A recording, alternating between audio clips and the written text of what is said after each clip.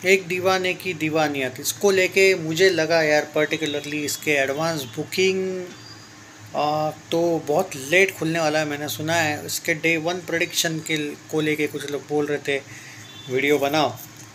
दोस्तों on serious note, मतलब मैं अनबायस्ड हूँ, मैं दोनों फिल्म को सपोर्ट करूँगा जितनी भी फिल्म उस दिन आएगी।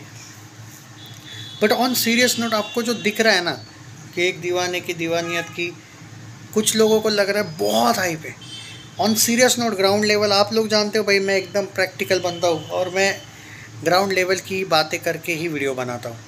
ऑन सीरियस नोट इसकी ग्राउंड लेवल पे ज़ीरो तो नहीं कहूँगा लेकिन हाइप नहीं है भाई। अगर आप वो कंपेयर करने जा रहे हो कि भाई कुछ वैसा धमाका होगा कि री रिलीज जब हुई थी सनम तेरी कसम, तो हर्षवर्धन का वो वाला धमाका देखने को मिलेगा। देखो काम अच्छा होगा, मे बी फिल्म अच्छी भी होगी, may be no doubt, director के वजह से बोल सकता हूँ मैं ये चीज़। स्टार कास्ट भी ठीक ठाक है, बट हाँ ऑब्वियसली दिवाली में अगर बजट इसका कम है तो इसको डेफिनेटली फ़ायदा होगा। अभी बजट तो नहीं इन लोगों ने क्लियर कर दिया है, बट यार क्या है, ठीक है एक सेकंड के लिए मैं मानता हूँ कि चलो क्लैश, क्योंकि दिवाली है तो ठीक है, लोग अलग अलग फिल्में भी देखना पसंद करते हैं। थामा के साथ इसका ऑफिशियल क्लैश है, ऊपर से कांतारा के तो शोज़ भाई होने वाले। जो फिल्म आपकी कांतारा तब तक 800 करोड़ वर्ल्ड वाइड तक जाने वाली है, अभी almost 600 crore 650 crore world wide गई है, तो भाई उसमें कोई शक नहीं है। पॉइंट ये है कि कंपटीशन कैसी होगी। देखो सनी संस्कारी के कम शोज़ होंगे, बहुत कम, ना के बराबर, तो वो तंग नहीं करेगी इस फिल्म को। जॉली के शोज़ नहीं होंगे क्योंकि वो पुरानी फिल्म है, सनी संस्कारी नई फिल्म है, उस कंपैरिजन में ना के बराबर शोज़ होंगे, तो उसका कंपटीशन नहीं है। कंपटीशन यहाँ पे शायद एक दो मराठी फिल्में आ रही है और एक हिंदी फिल्म आ रही है, एक या दो शायद छोटी मोटी, मुझे नाम याद नहीं है। एक फिल्म अरे यार याद है मुझे एक्चुअली, मैंने वो फरहान अख्तर की फिल्म है शायद में भी वही आ रही है, या कोई और दो तीन आ रही है भाई, एक छोटी मोटी फिल्म है।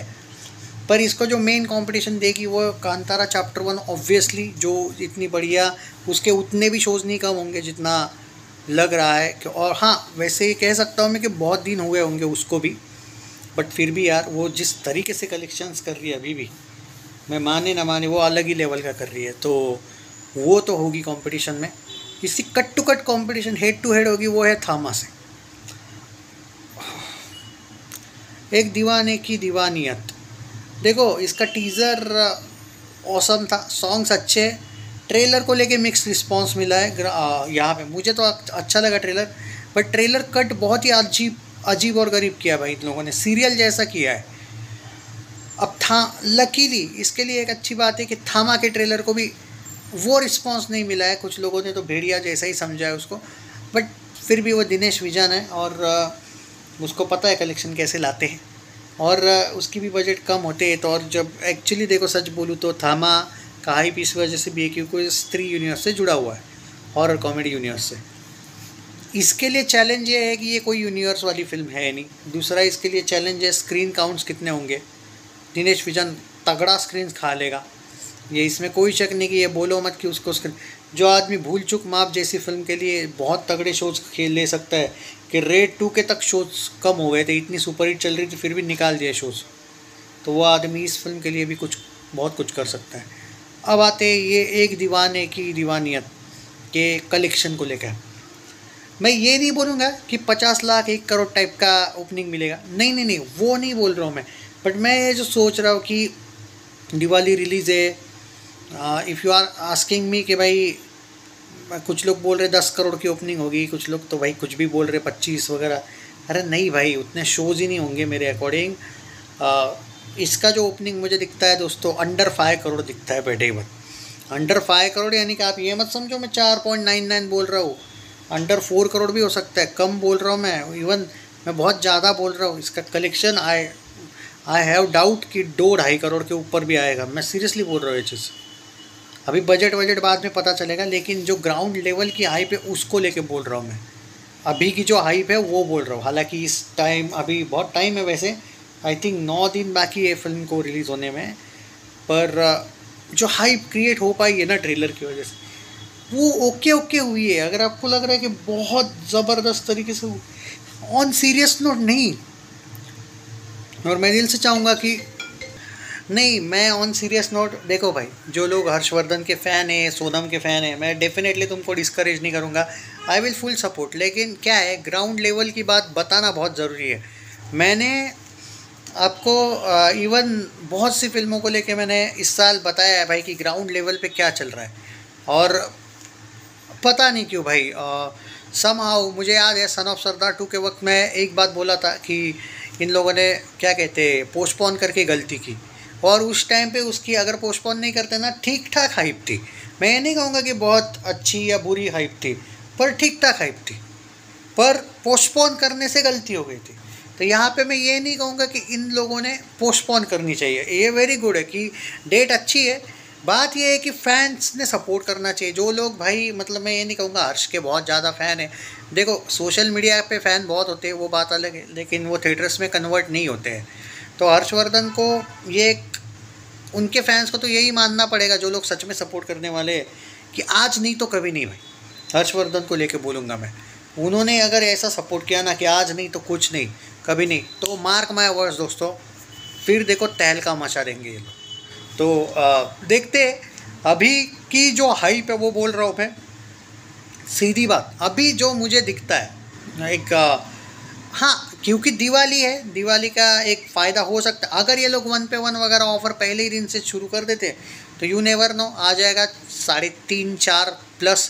पर अभी एट प्रेजेंट जो 12 तारीख है आज, करेक्ट है, 21 तारीख नहीं, अभी टाइम है, पर 12 तारीख को पूछोगे मुझे कि क्या हाइप है, अब ऑब्वियसली दिन ब दिन बढ़ते जाएगी हाइप। अब ये लोग अगर ज़बरदस्त वे में एडवांस बुकिंग ओपन कर दे जल्दी थोड़ा, तो हो सकता है कि ये जो प्रेडिक्शन किया है उतना तो एडवांस बुकिंग हो जाए।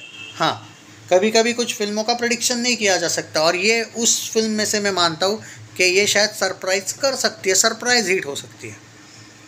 पर इफ़ यू आर कंपेयरिंग कि नहीं यार इस साल सैयारा भी चल गई, कुछ लव स्टोरीज ऑटोमेटिकली चल जाएगी, नहीं, ऐसा नहीं है भाई, ऐसा नहीं होता है। फिर धड़क 2 भी चल जाती है, ऐसा कुछ नहीं है कि सिर्फ लव स्टोरीज ही चलती है। फिर लवयापा जैसी घटिया फिल्म है ना, वो भी चल जाती।